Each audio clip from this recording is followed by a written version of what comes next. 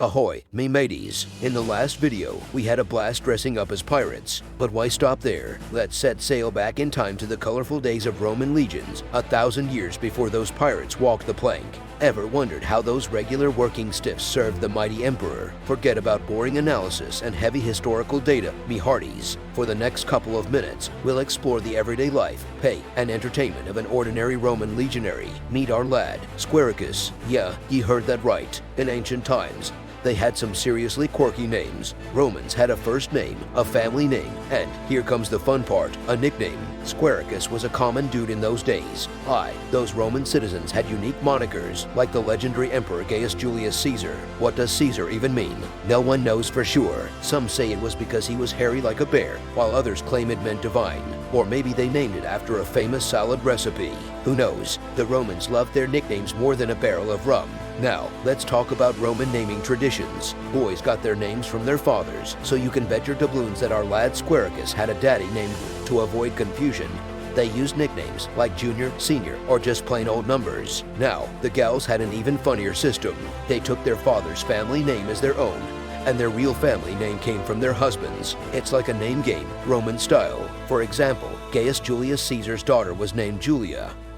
Now, imagine if a family had a bunch of boys. Some of those lads would get a second or even a third nickname. By the end of the Roman Empire, some folks were walking around with 5 names. Even the famous Caligula was called Gaius Julius Caesar too. To avoid mix-ups with his famous ancestor, historians use the nickname Caligula in textbooks. But our hired hand, Squaricus, is just a regular working Joe, so he stuck with a simple name. Let's call him Lucius Cinclus Squaricus. One of our ancestors was the legendary Lucius Cinclus Alimant, who fought against Hannibal.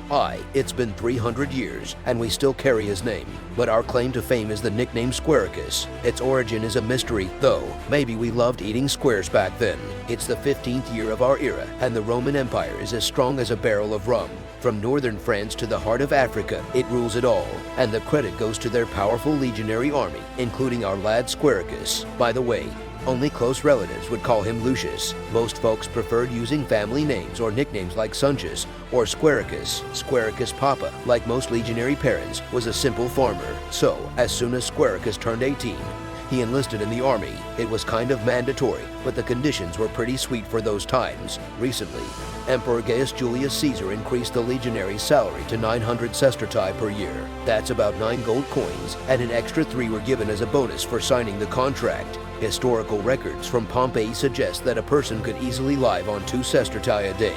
Not bad. With a sestertius, you could buy 4 bowls of soup.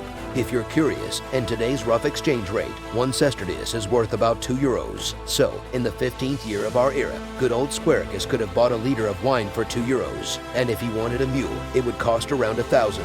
Quite the real-life treasure hunt, isn't it? But here's the catch, mateys. The service lasted a whopping 20 years. In earlier times, it was only 6, but by the end of the 1st century, you could end up serving for 26 years. Yikes. Good thing there was no fun in civilian life either, especially for poor workers who toiled for 14 hours a day. So, the life of a legionary wasn't all that bad. Mateys, after completing their service, they received a grand farewell of 12,000 sestertii and sometimes even a big old piece of land. But beware, many stories tell of deceit, missing payments, and former legionaries getting lifeless pieces of land as a reward. But not our Squaricus. He's a good soldier, and troubles will steer clear of him. Besides, that's 20 years from now. Right now, he's got 4 legendary months of rookie training ahead. As the military treatise Vegetius says, to conquer the world, you need Roman military training, camp discipline, and military practice, and that lad's got it all. And he's right, me hearties. Unlike the later formations, Roman legionaries were a well-oiled machine. After their intense training, our Squaricus can march 35 kilometers in just 5 hours, carrying 20 kilograms of gear. Along the way, he's mastered a complex system of commands given by horns and flags. Roman generals believed that maintaining order was the key to victory, and considering Rome's war results, it's hard to argue with that. So, let's cheer for Squaricus as he embarks on this epic Roman adventure. During the young recruits' training, they practiced it all, forming a tortoise formation, a square, a wedge, wooden sword fighting, and archery. Squaricus will leave this place as a killing machine, capable of anything.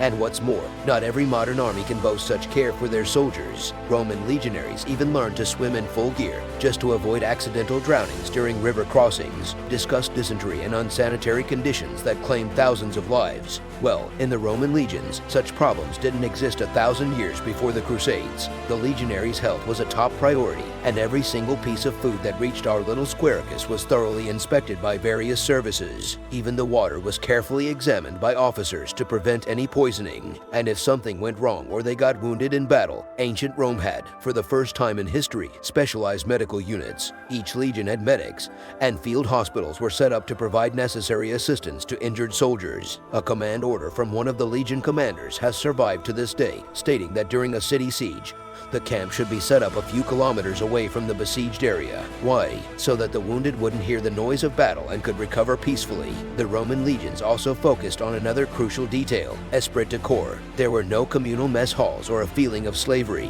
Roman legionaries were organized into centuries and, more importantly, contuberniums, small groups of 8 soldiers who stuck together through thick and thin. The idea was for these 8 soldiers to do everything together, from eating to spending the night together. When they went to war, these lads fought not just for the emperor, but for their contubernium, for their friends and comrades. And not only was this allowed, but it was also encouraged from above. A soldier's priority was first the life of their comrades, then the prestige of their century of 100 men, and only after that, the status of the legion composed of 60 centuries. Romans revolutionized warfare because on the battlefield, they weren't strangers fighting side by side. They were comrades who had lived together for years. Many tombstones of that time mention the word brother, showing how close the soldiers were. However, there are similarities to the modern army as well, as all legions were in constant warfare. Our Squaricus could have served as a cop or a builder for a whole year. There are records of legionaries collecting taxes or working as guards. In peacetime, the legions gathered once a year on Natales Aquil, their birthday, a feast, a parade, and various celebrations were held to maintain the combat spirit that helped Rome conquer half the world. Even during campaigns, the legionaries had their diversions, as gambling flourished like never before. The lads played dice, heads or tails, and even a more complicated version of tic-tac-toe called the mill wheel, where you had to align 3 tokens in a row to win.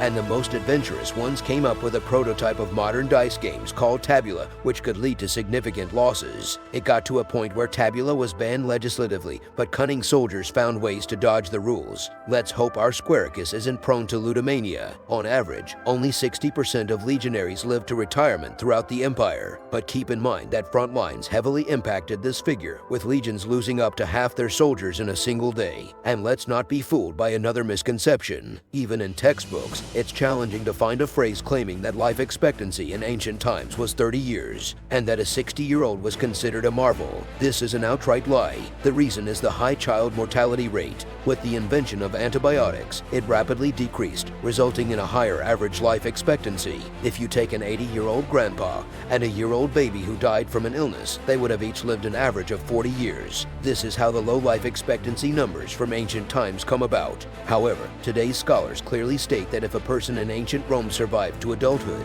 their chances of living a happy old age were not much different from ours. So, if old Squaricus survived 20 years in the army, he had a chance to reach 40, find a beautiful wife, and peacefully live on a farm gifted by the state or purchased with the accumulated earnings and retirement benefits. Yes, the life of a legionary wasn't easy, but can anyone call theirs a walk in the park?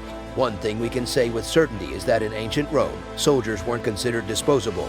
They constantly worked on discipline, combat skills, and physical fitness. The quality of food was monitored, and medics were there to help soldiers even on the battlefield. Sure, things happened. Sometimes whole centuries deserted, or same-sex relationships flourished, and some legionaries went mad. But these were exceptions to the rule. At the height of its power, the Roman army was an organized machine, comparable to modern states. Our Squaricus believes he's living a decent life, fighting for something great, and with a well-deserved rest and some nice bonuses from the state on the horizon. Who can blame him? If you want to learn more about the ancient world, don't be stingy with your likes and share your thoughts in the comments. Farewell, friends.